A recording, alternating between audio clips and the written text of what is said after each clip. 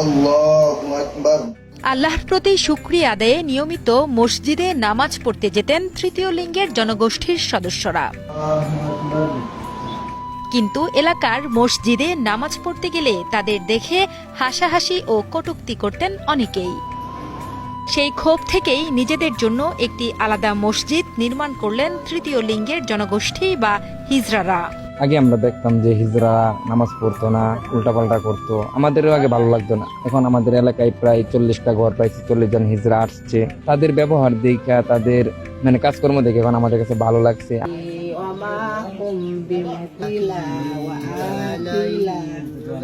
ময়মনসিংহের ব্রহ্মপুত্রের তীরে দক্ষিণ চরকালীবাড়িতে বিভাগীয় কমিশনারের সহায়তায় এবং হিজড়াদের উদ্যোগে গড়ে তোলা হয়েছে এই মসজিদ।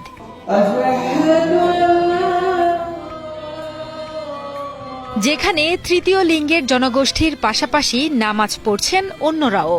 যারা সবাই মিলে এখানে বা এই এলাকার মানুষ সকলেই মিলেমিশে এখানে নামাজ পড়ে এবং তারাবি পড়ে। এটা খুবই একটা ভালো উদ্যোগ, এটা আমার কাছে খুবই ভালো লাগে।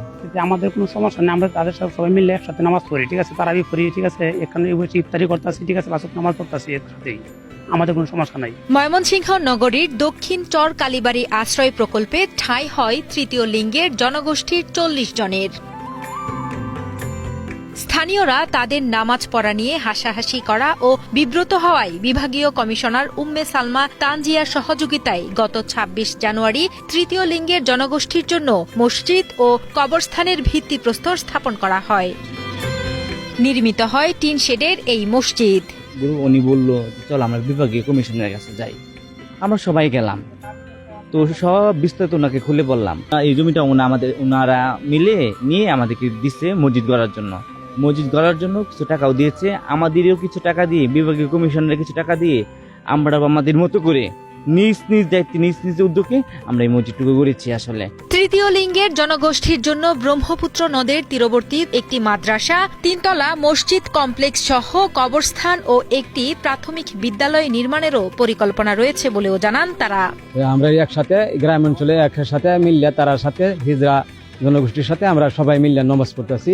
মসজিদ না, আরো গুরুস্থান হয়েছে, একটা স্কুল আনবে, এই মসজিদটাও 5 তলা ফাউন্ডেশন দেওয়া হবে, মাদ্রাসা হবে।